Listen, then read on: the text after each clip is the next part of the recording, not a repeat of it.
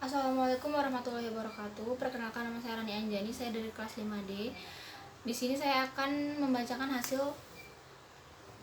resumen saya yang berjudul Assessing Grammar by J. Charles Alderson dan Lily F. Bahman. Pada bab 1 halaman 1, Differing Notion of Grammar for Assessment. Studi tata bahasa telah memiliki peran panjang dan penting dalam sejarah bahasa kedua dan pengajaran bahasa asing. Untuk belajar bahasa lain atau apa yang akan saya sebut secara murah sebagai L2, dimaksudkan untuk mengetahui struktur tata bahasa dari bahasa itu dan mengutip untuk penggunaannya. Tata bahasa digunakan untuk berarti analisis sistem bahasa, dan studi tata bahasa tidak hanya dianggap sebagai fitur penting pembelajaran bahasa, tetapi dianggap cukup bagi peserta didik untuk benar-benar memperoleh bahasa lain, dikutip dari Rutherford tahun 1988. Dan mereka selalu membuat tata bahasa di dalam dan dari dirinya sendiri dianggap layak untuk mempelajari. Sejauh di abad pertengahan di Eropa itu dianggap sebagai fondasi dari semua pengetahuan dan pintu gerbang untuk pemahaman sakral dan sekuler, dikutip dari Hillox dan Smith tahun 1991. Dengan demikian, peran sentral tata bahasa dalam pengajaran bahasa tetap relatif tidak terbantahkan sampai akhir abad ke-20. Bahkan beberapa dekade yang lalu akan sulit membayangkan bahasa instruction tanpa segera memikirkan tata bahasa. Sementara peran sentral tata bahasa dalam kurikulum bahasa tetap tidak perlu dipertanyakan sampai akhir-akhir ini. Pedagogi tata bahasa secara mengejutkan telah menjadi sumber banyak perdebatan. Misalnya, beberapa pendidikan bahasa berpendapat bahwa bahasa asing paling baik dipelajari secara deduktif, di mana siswa diminta untuk menghafal dan membaca definisi, aturan, contoh, dan pengecualian. Pada bab 2 halaman 24, Research on L2 Grammar Teaching, Learning, and Assessment. Selama bertahun-tahun, beberapa pertanyaan yang disebutkan di atas telah menarik guru bahasa, menginspirasi mereka untuk bereksperimen dengan metode pendekatan dan teknik yang berbeda dalam pengajaran tata bahasa. Untuk menentukan apakah siswa benar-benar belajar di bawah kondisi yang berbeda, guru telah menggunakan beragam untuk penilaian dan menarik kesimpulan mereka sendiri tentang siswa mereka. Dengan demikian, guru-guru ini telah memperoleh sejumlah bukti anekdot yang dapat disederhanakan tentang kekuatan dan kelemahan menggunakan praktik yang berbeda untuk menerapkan instruksi tata bahasa L2. Pengalaman-pengalaman ini telah menyebabkan sebagian besar guru saat ini menyatakan pendekatan elektik untuk instruksi tata bahasa, di mana mereka menggunakan berbagai teknik instruksional yang berbeda, tergantung pada kebutuhan individu, tujuan, dan gaya belajar siswa mereka. Studi metode komparatif. Studi metode komparatif berusaha untuk membandingkan efek dari metode pengajaran bahasa yang berbeda pada akuisisi L2. Penelitian ini terjadi terutama pada tahun 1960-an dan 1970-an dan berasal dari reaksi terhadap metode terjemahan tata bahasa yang telah mendominasi instruksi bahasa selama paruh pertama abad ke-20. Lebih umumnya, penelitian ini sebagai reaksi terhadap instruksi yang berfokus pada bentuk, disebut sebagai fokus pada formulir oleh Long pada tahun 1991, yang menggunakan silabus struktural tradisional bentuk tata bahasa sebagai prinsip pengorganisasian untuk instruksi L2. Implikasi untuk menilai tata bahasa. Dalam bab ini saya telah menunjukkan bagaimana pembelajaran dan penilaian kemampuan tata bahasa L2 terkait secara intrinsik. Pendidik bahasa bergantung pada ahli bahasa untuk informasi tentang sifat bahasa, sehingga pengajaran, pembelajaran, dan penilaian dapat mencerminkan gagasan bahasa saat ini. Pendidik bahasa juga bergantung pada pengalaman guru bahasa lainnya dan peneliti SLE untuk wawasan tentang pengajaran dan pembelajaran, sehingga proses yang mendasari instruksi dan akuisisi dapat diperoleh dan sehingga informasi yang bagaimana pembelajaran dapat dimaksimalkan dapat dihasilkan.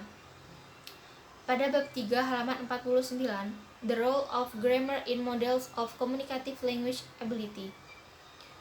Pada bab sebelumnya, saya meninjau Penulis meninjau beberapa teori tata bahasa dan kami melihat bagaimana guru bahasa dan peneliti SLI menggambar teori-teori ini untuk mendefinisikan tata bahasa. Dalam pekerjaan mereka, saya juga membahas bagaimana praktik instruksional yang berbeda mempengaruhi bagaimana pelajar memperoleh pengetahuan tentang tata bahasa kedua atau asing. Peran tata bahasa dalam modul kompetensi komunikatif.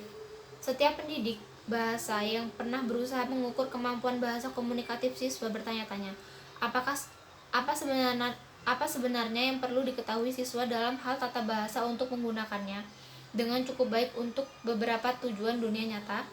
Dengan kata lain, mereka telah dihadapkan dengan tantangan mendefinisikan tata bahasa untuk postur komunikatif. Untuk mempersulit masalah lebih lanjut, gagasan linguistik tata bahasa telah berubah dari waktu ke waktu, seperti yang telah kita lihat, dan ini telah secara signifikan meningkatkan jumlah komponen yang dapat disebut tata bahasa. Apa yang dimaksud dengan tata bahasa untuk tujuan penilaian? Sekarang dengan pemahaman yang lebih baik tentang bagaimana tata bahasa telah berukuran konseptual dan model kemampuan bahasa, bagaimana kita mendefinisikan tata bahasa untuk tujuan penelitian, harus jelas, dan diskusi sebelumnya bahwa tidak ada cara benar untuk mendefinisikan tata bahasa. Mengingat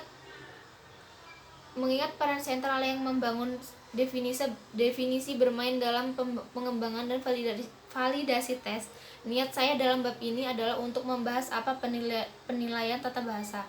Saya telah memeriksa bagaimana tata bahasa telah digambarkan dalam modul kemampuan bahasa komunikatif selama bertahun-tahun, dan telah berpendapat bahwa untuk tujuan penilaian tata bahasa harus jelas diferensiasi dari pragmatis. Bab 4 halaman 83, Towards a Definition of Grammatical Ability. Pada bab sebelumnya, penulis membahas peran tata bahasa dalam model kompetensi komunikatif dan menunjukkan bagaimana penggambaran tata bahasa yang lebih rinci diperlukan untuk menilai bagaimana peserta didik menggunakan bentuk tata bahasa sebagai sumber daya untuk menyampaikan berbagai makna. Penulis berpendapat, seperti yang banyak orang lain miliki, bahasa itu terdiri dari tata bahasa dan pragmatis, dan kedua komponen ini harus diferensiasi dengan jelas. Definisi konstruksi tata bahasa. Meskipun model tata bahasa dasar akan tetap sama dalam semua situasi pengujian, yaitu bentuk tata bahasa dan makna. Apa artinya mengetahui tata bahasa untuk konteks yang berbeda, kemungkinan besar akan berubah. Dikutip dari Cepel tahun 1998. Dengan kata lain, jenis rentang dan ruang lingkup fitur gramatikal yang diperlukan untuk berkomunikasi secara akurat dan bermakna akan bervariasi dari satu situasi ke situasi lainnya. Kemampuan tata bahasa. Meskipun beberapa peneliti telah mendefinisikan pengetahuan dan kemampuan yang sama, saya menggunakan istilah-istilah ini secara berbeda. Pengetahuan mengacu pada sekumpulan struktur informasi yang tersedia untuk digunakan dalam memori jangka panjang. Mengingat pesan sentral yang membangun definisi bermain dalam pengembangan dan validasi tes, niat penulis dalam bab ini adalah untuk membahas apa pengetahuan tata bahasa yang dipanggil oleh penilaian tata bahasa. Setelah menggambarkan konstruksi tata bahasa dan mendefinisikan istilah kunci dalam buku ini, penulis telah mengusulkan model teoritis kemampuan tata bahasa yang berkaitan dengan pengetahuan tata bahasa dengan pengetahuan pragmatis dan yang menentukan bentuk dan makna gramatikal pada tingkat kalimat dan wacana. Bab 5 pada halaman 100, Designing Test Task to Measure All-to Grammatical Ability. Setiap proyek pengembangan tes tata bahasa dimulai dengan keinginan untuk mendapatkan dan sering memberikan informasi tentang beberapa baik seseorang siswa mengetahui tata bahasa untuk menyampaikan makna dan beberapa situasi di mana bahasa target digunakan. Informasi yang diperoleh dari penilaian ini kemudian membentuk dasar pengambilan keputusan.